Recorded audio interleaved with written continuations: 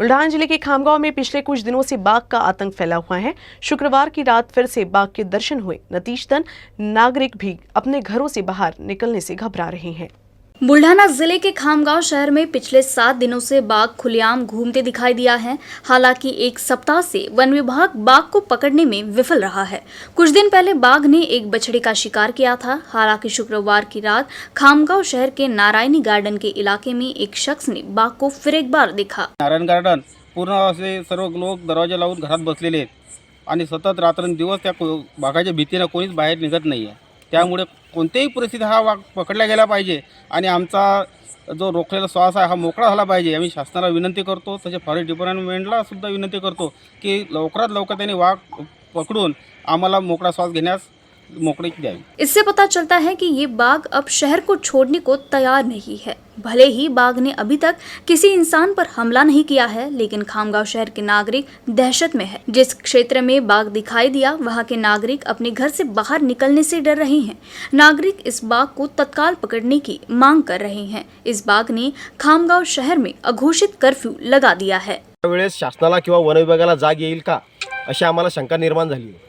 त्यामुळे वन विभागाने आमची सर्वसामान्य नागरिकांची सर्व वन विभागाला विनंती आहे की त्यांनी या वाघाला तात्काळ जेळबंद करून नागरिकांना एक दिलासा देण्याचा प्रयत्न करावा किंवा नागरिकांना त्यांनी या वाघाच्या दहशतीतून मुक्तता द्यावी। आचार संहिता लागू होने के बावजूद बुल्ढाना जिले के शेगांव में एनसीपी द्वारा कार्यकर्ता संवाद सम्मेलन का आयोजन किया गया, जिसके बाद इस कार्यक्रम के आयोजन पर ही सवाल उठ रहा है। अक्सर ये सवाल उठता है कि क्या नियम और कानून भी सभी के लिए अलग अलग होते हैं, क्योंकि अक्सर देखने को मिलता है कि आम नागरिकों के लिए कुछ और, जबकि नेताओं के लिए नियम कानून बदल जाते हैं। ये बात इन दिनों बुल्ढाना जिले में चर्चित है। जिले में आचार संहिता लागू है, लेकिन इसके बावजूद यहाँ नियम का पालन नहीं हो रहा। एनसीपी प्रमुख शरद पवार के जन्मदिन पर शेगांव तहसील के पहुरपूर्ण में राष्ट्रवादी महिला कांग्रेस पार्टी द्वारा कार्यक्रम का आयोजन किया गया। इस कार्यक्रम में जुटी भीड़ को देखकर तो लगा ही नहीं कि जिले में आचार संहिता भी लागू है। इस कार्यक्रम में महिला प्रदेश सचिव नंदा पाउल झगड़े, राज्य के अन्न व औषधि प्रशासन मंत्री तथा बुल्ढाना जिले के पालक मंत्री डॉक्टर राजेंद्र सिंह समेत एनसीपी के विधायक और अन्य पदाधिकारी और नेतागण उपस्थित थे। जिले में 22 दिसंबर तक आचार संहिता लागू है। ऐसे में इस तरह के कार्यक्रम का आयोजन कैसे हुआ, इस पर कई सवाल उठ रहे हैं। अब देखना होगा कि इस मामले में कार्रवाई होती भी है या नहीं। वैसे इस मामले में पार्टी के विधायक अमोल मिटकरी ने कहा कि किसी को घबराने की जरूरत नहीं है, क्योंकि राज्य में गृह मंत्रालय एनसीपी के पास ही है, तो भला हम पर कार्रवाई कैसे होगी। जरा सुनिए कि विधायक जी ने क्या बोला। गृह खातं हे राष्ट्रवादी काँग्रेस पक्षाकडेच आहे, त्याच्यामुळे काही घाबरून जाण्याची गरज नाही। आपण शेतकऱ्यांसाठी काम करतो आहोत, आपण काही पाप करत नाही। वाटल्यास काही गुन्हे दाखल झाले तरी हरकत नाही, पण आम्ही कुठं नियम मोडले दाखवा ना। भाजपचे अंतर्गत कार्यक्रम सुरू आहेत। परवा विश्व हिंदू परिषदेचे डॉक्टर प्रवीण तोगडिया येऊन गेले होते, कार्यक्रम झाले। त्यांना नियमावली नाही, आम्हाला नियमावली। हम आप भी भरते हैं तो बदनाम हो जाते हैं, वो कत्ल भी करते हैं तो चर्चा नहीं बनती, चर्चा तो जरूर बनेगी। त्यामुळे घाबरून जाण्याचं कारण नाही। आपलं काम प्रामाणिक आहे, आपण शेतकऱ्यांसाठी काम करतोय, आपण या सर्कलच्या विकासाचे प्रश्न तुम्ही मांडतायत, त्यामुळे घाबरून जायचं कारण नाही। आणि शेवटी आपण हे काम करत असताना काही लोक आपल्याला पागल म्हणतात। पागल लोग है, उठले सुटले का राष्ट्रवादी पवार साहब, अरे सीने पे जो दाग है सब फूल के गुच्छे है, हमें पागल रहने तो हम पागल ही अच्छे है। म्हणून आम्ही सगळे आता इथे तुम्ही अभिवादन करताना सुद्धा शिवाजी महाराजांचा फोटो लावला। काय छत्रपती शिवाजी महाराजांचा इतिहास काय, का तलवार आणि घोडा एवढाच इतिहास आहे का? शिवाजी महाराजांनी सर्वात मोठं जर काम कोणतं केलं असेल तर ते स्वराज्य उभं केलं। ते स्वराज्य एका जातीचं नव्हतं, ते रयतेचं लोक कल्याणकारी स्वराज्य होतं। 18 पगड जाती, 12 बलुतेदार हे एकत्र आले आणि 1674 ला शिवाजी महाराज रायगडाच्या तख्तावर आसीन झाले। अकोला में महानगर पालिका चुनाव के लिए वार्ड संरचना ड्राफ्ट का प्रेजेंटेशन पूरा हो गया है। अब मुंबई में अधिकारी के समक्ष इसे पेश किया जाने वाला है। चुनाव आयोग के निर्देश के अनुसार वार्डों के गठन के लिए रफ प्लान तैयार करने का काम शुरू कर दिया गया है। वार्ड ड्राफ्ट 30 नवंबर तक चुनाव आयोग को सौंपा जाना था। महापालिका ने वार्ड के गठन का ड्राफ्ट समय पर पेश किया था, जिसके बाद अब ये चर्चा शुरू है कि आगे क्या होगा। चुनाव आयोग ने वार्ड गठन के ड्राफ्ट को लेकर 9 दिसंबर को मुंबई में एनएमसी के अधिकारियों को बुलाया है। चुनाव आयोग के समक्ष अधिकारी ड्राफ्ट की समीक्षा करेंगे। यदि ड्राफ्ट में कोई त्रुटि है तो उसे सुधारा जाएगा। अकोला में पुलिस ने यातायात नियम की अनदेखी करने वाले वाहन चालकों पर पुलिस ने कार्रवाई शुरू कर दी है। अकोला में पुलिस ने यातायात नियम का उल्लंघन करने वाले वाहन चालकों पर कार्रवाई तेज कर दी है। खासकर बिना नंबर प्लेट के वाहन चलाने वाले युवकों पर कार्रवाई की जा रही है। इसके साथ ही कर्कश आवाज वाले बुलेट चालक पर भी जुर्माना लगाया जा रहा है। अकोला शहर के मध्यवर्ती गांधी चौक, सिटी कोतवाली, तिलक रोड, खुले नाट्यगृह, टावर चौक, एसटी बस स्टैंड और आसपास के परिसर में नाकाबंदी कर वाहन चालकों पर कार्रवाई कर उनसे जुर्माना वसूला गया। पुलिस अधीक्षक जी श्रीधर के नेतृत्व में ट्रैफिक पुलिस के पुलिस निरीक्षक विलास पाटिल और अन्य कर्मचारियों ने शहर में यातायात नियम का सही तरीके से पालन के लिए कार्रवाई कर रहे हैं। अकोला जिला परिषद के नवनिर्वाचित एक विषय समिति के सभापति को विभाग वितरित किए जाने और अन्य विषयों को लेकर विशेष सभा बुलाने की अनुमति को जिला परिषद अध्यक्ष ने खारिज कर दिया।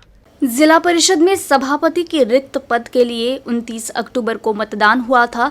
निर्दलीय सदस्य सम्राट डोंगरदेवे को विशेष समिति के अध्यक्ष के रूप में चुना गया, जबकि प्रहार जनशक्ति पार्टी की सदस्य स्फूर्ति गावंडे को महिला और बाल कल्याण के अध्यक्ष के रूप में चुना गया। इस संबंध में नवनिर्वाचित विषय समिति के अध्यक्षों को लेखा आवंटन, रिक्त पदों के लिए सदस्यों के चयन पर जिला परिषद की विशेष बैठक तत्काल बुलाने की मांग को लेकर विपक्ष के 29 सदस्यों द्वारा जिला परिषद अध्यक्ष को एक पत्र भेजा गया था, लेकिन 2 सभापति के चयन को चुनौती देने वाली एक याचिका विभागीय आयुक्त के पास दायर की गई है और फिलहाल ये मामला प्रलंबित है। साथ ही ग्राम पंचायत चुनाव के लिए आचार संहिता लागू है, जिसकी वजह से विशेष बैठक आयोजित करने की मांग को खारिज किया गया है। बुल्ढाना जिले के मलकापुर शहर में बैंक ऑफ इंडिया की छत से पानी टपक रहा है।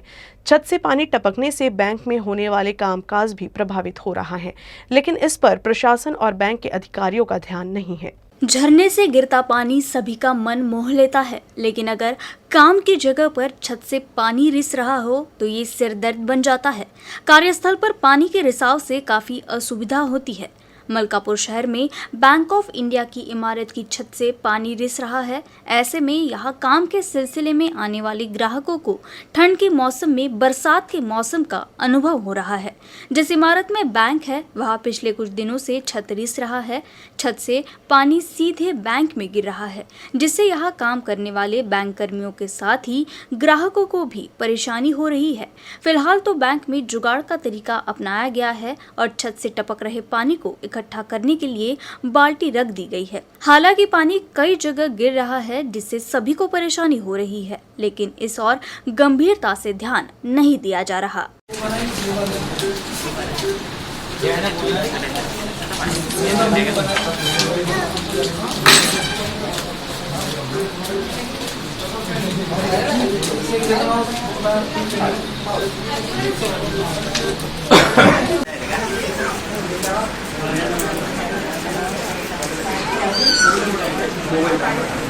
अकोला शहर और जिला क्षेत्र में मोटरसाइकिल चोरी का अपराध दिन ब दिन बढ़ता जा रहा है। ऐसे में पुलिस अधीक्षक जी श्रीधर ने विशेष दस्ते को निर्देश दिया था, जिसने शहर थाने में गश्त करते हुए एक कुख्यात बाइक चोर को गिरफ्तार किया है। स्पेशल टीम ने उसके पास से 7 मोटरसाइकिल जब्त करने में सफलता हासिल की है। अकोला में चोरी की वारदातों का पर्दाफाश करने के लिए जिला पुलिस अधीक्षक के मार्गदर्शन में विशेष टीम गठित की गई है। टीम को अपर पुलिस अधीक्षक मोनिका राउत और स्थानीय अपराध शाखा के पुलिस निरीक्षक संतोष महले ने मोटरसाइकिल चोरी के मामले का खुलासा करने का निर्देश दिया। स्थानीय अपराध शाखा को मिली जानकारी के अनुसार पुराना शहर अकोला की शिवसेना कॉलोनी निवासी रुपेश रामलाल साहू को मालोपुर चौक से गिरफ्तार कर पूछताछ की गई। आरोपी के पास से करीब 5,60,000 रुपए की कुल 7 मोटरसाइकिल बरामद की गई हैं।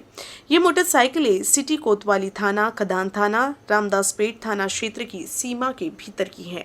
चषक अकोला जिला एनसीपी ने पूर्व केंद्रीय कृषि मंत्री पद्म विभूषण शरद चंद्र पवार के जन्मदिन के अवसर पर 9 दिवसीय राज्य स्तरीय क्रिकेट टूर्नामेंट का आयोजन किया है। विधायक अमोल मितकरी और संग्राम गावंडे ने बल्लेबाजी कर टूर्नामेंट का उद्घाटन किया। एनसीपी चषक 2021 के तहत 11 से 19 दिसंबर तक गोरक्षण रोड स्थित गोरक्षण संस्थान मैदान में क्रिकेट मैच खेला जाएगा। एनसीपी कप के विजेता को 1,11,111 रुपए का भव्य पुरस्कार, वही उप विजेता को 55,555 रुपए नगद दिए जाएंगे। इसके अलावा इस प्रतियोगिता में कई पुरस्कार भी दिए जाएंगे। टूर्नामेंट में राज्य भर से 32 प्रतिष्ठित क्रिकेट टीमें भाग लेगी, जिसमें नागपुर की 2, यवतमाल की 1 और अकोला की 1 टीम शामिल है। 4 महिला क्रिकेट टीमें 2 नागपुर से, 1 यवतमाल से और 1 अकोला से भाग ले रही हैं। इस अत्यधिक अनुशासित प्रतियोगिता में नामांकित अंपायर होंगे। क्रिकेट प्रशंसकों के लिए ये एक अभूतपूर्व अवसर है। इस मौके पर वरिष्ठ नेता संतोष दादा करपे, पूर्व विधायक तुकाराम बिडकर और पूर्व विधायक हरिदास भाड़े मौजूद थे। संग्राम गावंडे के नेतृत्व में आयोजित जिला महासचिव आनंद पिंटू वानखेड़े व उनकी टीम, जिला पदाधिकारी व कार्यकर्ता 9 दिवसीय क्रिकेट टूर्नामेंट की सफलता के लिए कड़ी मेहनत कर रही हैं।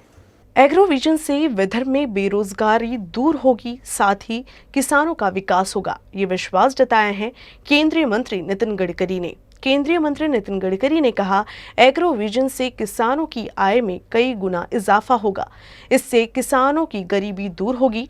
24 से 27 दिसंबर के बीच नागपुर शहर के रेशमबाग मैदान पर 4 दिवसीय एग्रोविजन का आयोजन होगा। इससे पहले केंद्रीय मंत्री गडकरी के हाथों रेडियो एग्रोविजन का शुभारंभ हुआ।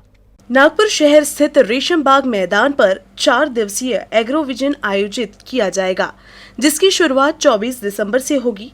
एग्रोविजन में देश भर के हजारों किसान हिस्सा लेंगे, जिसमें किसानों को खेती संबंधित टेक्नोलॉजी के बारे में जानकारी दी जाएगी। इससे पहले केंद्रीय मंत्री नितिन गडकरी के हाथों एग्रोविजन के रेडियो चैनल का भी शुभारंभ किया गया। गडकरी ने बताया कि रेडियो के माध्यम से किसानों को उचित मार्गदर्शन के साथ साथ उनका मनोरंजन भी किया जाएगा।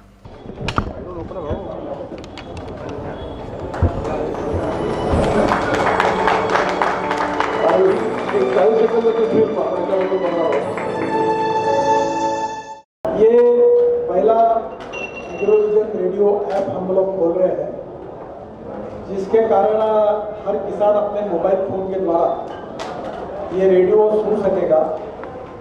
इस रेडियो की विशेषता ये है कि खेती में जो अनेक प्रकार के जो प्रयोग हुए हैं, उन प्रयोगों की टेक्नोलॉजी हो, सक्सेसफुल एक्सपेरिमेंट्स हो, उसकी जानकारी किसानों तक पहुंचाना।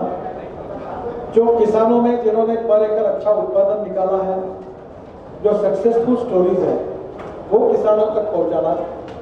इसके बाद ऑर्गेनिक फार्मिंग हो, फर्टिलाइजर हो, सीड हो, प्रोसेसिंग हो, एक्सपोर्ट हो, मार्केटिंग कैसे करना, इसके बारे में जानकारी देना। राज्य सरकार और भारत सरकार की योजनाओं का उपयोग कैसा कर सकते हैं, उसकी जानकारी देना।